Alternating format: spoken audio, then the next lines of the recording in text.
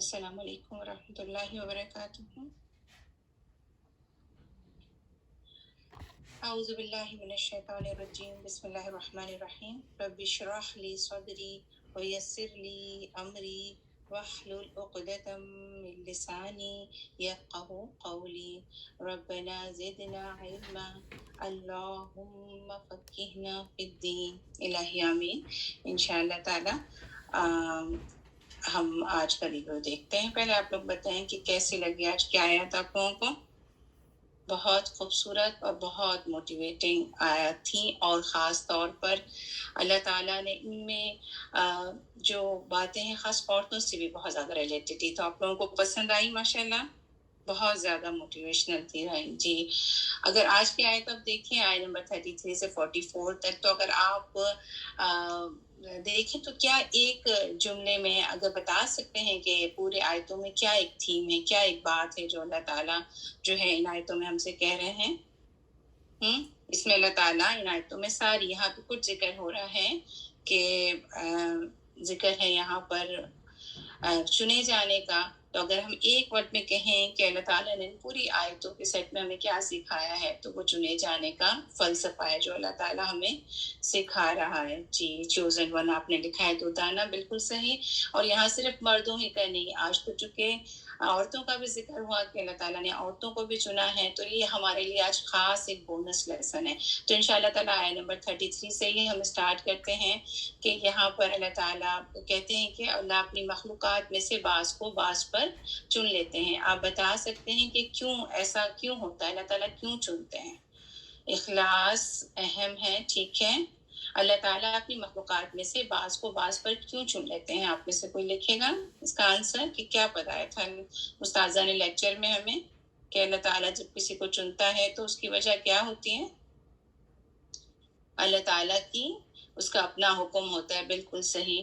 اس کی اللہ کی مشیت ہے، اس کی حکمت ہے، اس کی اپنی مخلوق ہے، وہ جس کو چاہے چن لے۔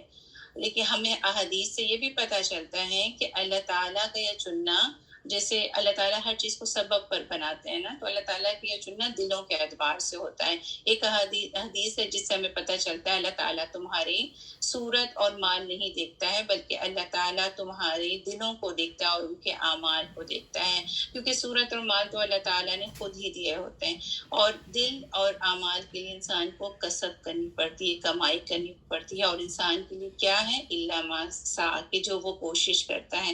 اور ایک اور حدیث سے پتہ چلتا ہے کہ اللہ تعالیٰ نے نبی صلی اللہ علیہ وسلم کو کے دل کو تمام لوگوں کے دلوں میں سے سب سے بہتر پایا، تو ان کو اس نبوت کے کام پر مبعوث کیا، اور صحابہ کرام کے دل کو ان سے بہتر پایا تو پھر ان کا وزیر یا مددگار بنا دیا۔ تو گویا اللہ تعالیٰ جو ہے لوگوں کو چنتا ہے، اور وہ چننے کے لیے کیا دیکھتے ہیں؟ دلوں کو دیکھتے ہیں۔ دل ہی میں ایمان ہے، دل ہی میں نفاق ہے، اور دل ہی میں شرک ہوتا ہے۔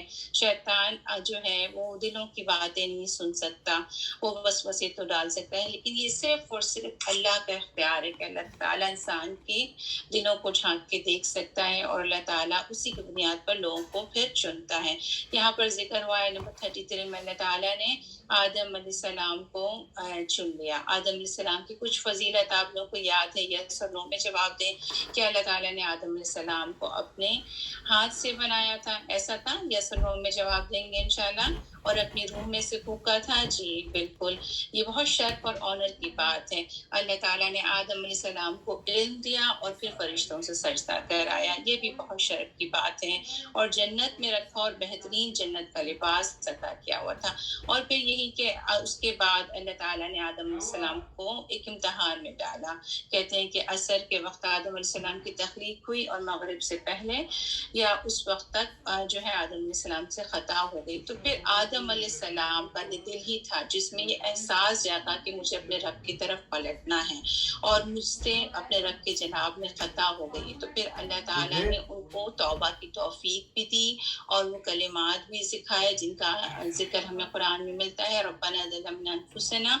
تو توبہ کی توفیق بھی دی، ہدایت بھی بخشی، اور نبوت بھی دی۔ اسی لیے کچھ علماء کہتے ہیں کہ توبہ کے بعد انسان جو ہے اپنے پہلے مقام سے بھی زیادہ آگے بڑھ جاتا ہے، اور توبہ انسان کو اپنا جو پہلے آلریڈی مقام ہے وہ بھی بحال کرنے میں مدد دیتا ہے. تو بیسکلی سننے کے لیے آدم علیہ السلام کی جو ہے ذکر سے ہم نے کیا سیکھا کہ اللہ تعالیٰ توبہ کی وجہ سے لوگوں کو چنتا ہے. اسی لیے ہے نا کہ ہم دعا کرتے ہیں ہر وضو کے بعد اللہم اجعلنی توابین واجعلنی من المتطہرین. اور یہاں پر نوح علیہ السلام کا بھی ہم نے ذکر سنا کہ نوح علیہ السلام جو ہے ان کی کیا فضیلت تھی کہ وہ کتنے سال انہوں نے حکومت کی تھی. کوئی 9 سال حکومت کی تھی یا کیا تھا, 950 سال حکومت کی تھی. کتنے سال انہوں نے حکومت کی؟ اتنا لمبا 950 سال کے عرصے تک انہوں نے نبوت کی تھی اور انہوں نے اس میں شرک کی تردید کی. سورہ نوح سے پتہ چلتا ہے کہ انہوں نے صبح شام بھی پکارا اور اعلانیہ اور چپکے چپکے بھی دعوت دی تھی, لیکن قوم نے ان کو جھٹلایا اور مذاق اڑایا. کہتے ہیں کہ جب کشتی بنا رہے تھے نوح علیہ السلام اللہ تعالیٰ کے حکم سے, تو قوم آ کر کے دیکھتی اور ان کو مجنون کہتی اور کہتی دیکھو کہاں بادل ہیں, کہاں اسرات ہیں, یہ صاحب تو بالکل ہی پاگل ہو گئے. تو طرح طرح سے انہوں نے مذاق اڑایا, لیکن ان کے سے سیکھنے کا کیا سبق تھا کہ وہ مشن پر جمے رہے. ہم اگر ہوتے تو کیا اتنے سال تبلیغ کرتے؟ ہم تو تھوڑے ہی دیر میں بس ہم نے 2 سال 4 سال بھی اگر پڑھ لیا قرآن تو ہمیں لگتا ہے ہم نے بہت کر لیا. لیکن دیکھیں 950 سال تک اپنے مشن پہ جمے رہے, ہر ممکن کوشش تبلیغ کی اور نصیحت کا حق ادا کیا. تو نیکی پر استقامت اختیار کرنے سے اللہ تعالیٰ چنتا ہے.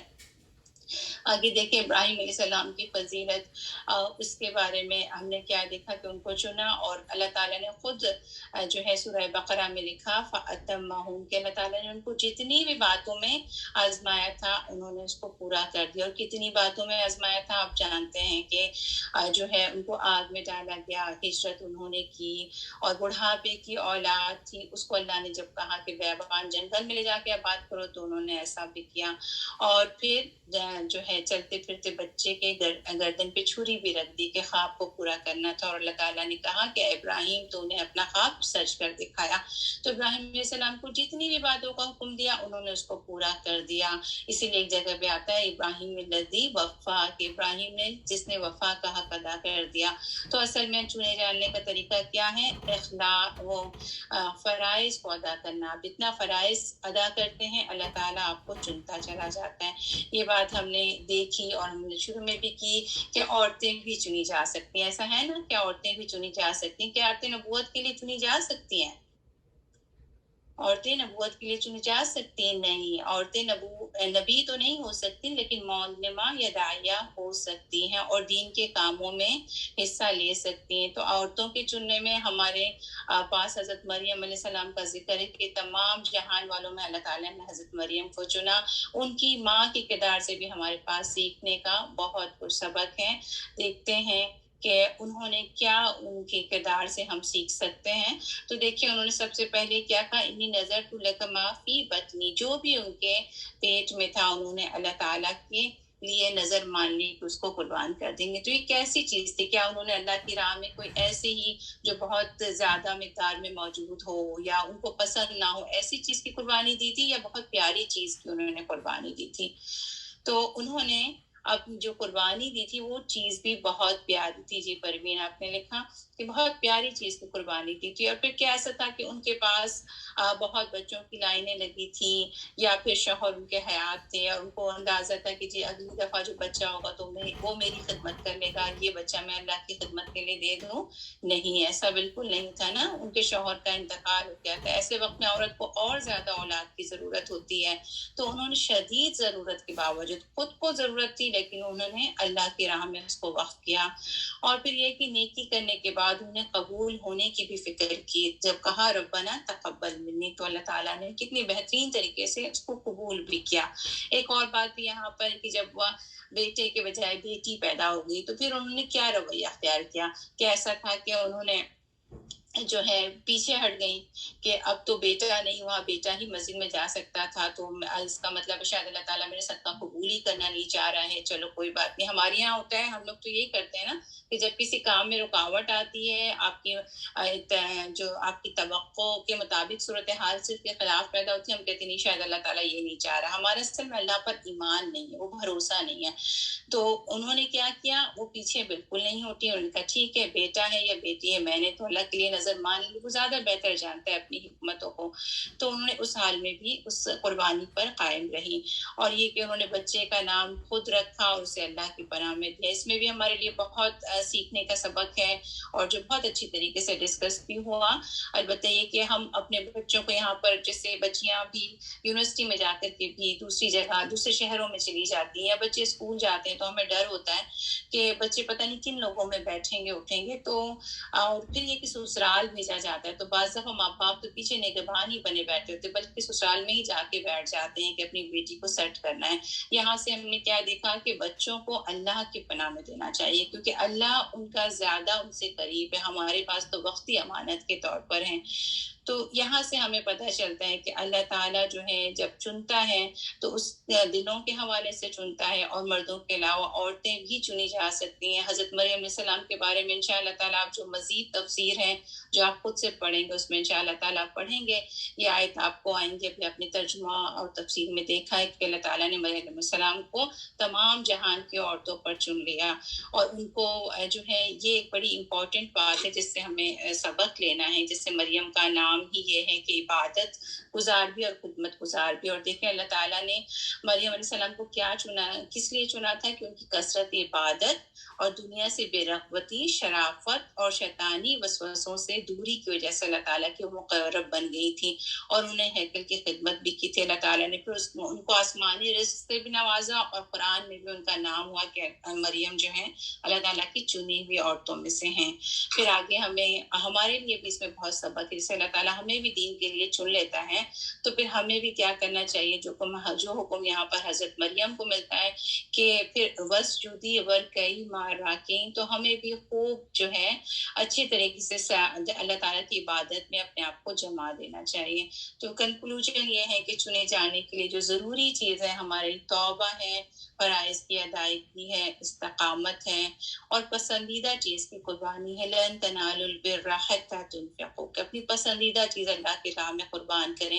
مستقل مزاجی اختیار کریں. ایسا نہیں کہ کچھ دن تو قرآن کا کورس کر لیا آپ بات نہیں کرنی، جب حالات اچھے ہوئے تو پڑھائی کر لی، اور جب حالات اچھے نہیں ہیں تو پھر سب سے پہلے جس چیز کو چھوڑنا ہے وہ پڑھائی ہے. ایسا نہیں کرنا.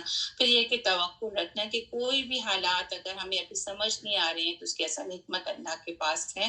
اور سب سے بڑی چیز عورت کے لیے جو ہوتی ہے وہ شرافت ہے اور جو ہے اس کی اپنی عصمت کی حفاظت ہے. تو اللہ تعالیٰ ہم سب بہنوں کو، بیٹیوں کو بہترین طریقے سے چنے جانے کے لیے ضروری کہ اپنی عصمت کی حفاظت کریں، عبادت پہ فوکس رکھیں، اور اپنے فرائض کی ادائیگی کرنے والے اور دین پہ استقامت ادا کریں. کسی بھی غیر جو ماحول کے اثرات ہوتے ہیں اس کی وجہ سے ہمارے دین پہ فرق نہ پڑے، ہم اللہ تعالیٰ کے لیے چنے ہوئے ہوں اور اسی کے لیے کام کرنے والے ہوں. بہت ہی پیاری سے لیڈیز ہیں، تو آپ سب کے لیے آج عورتوں کے بارے میں بہت بات ہوئی، تو بہت خوبصورت سا ایک پھول آپ کے لیے انشاءاللہ تعالیٰ. انشاءاللہ اپنا جو ہے باقی تفسیر سن لیجیے گا. یہیں تک رکھتے ہیں. سبحانک اللہم و بحمدک، نشہد ان لا الہ الا انت، نستغفرک و نتوب الیک. السلام علیکم و رحمۃ اللہ وبرکاتہ.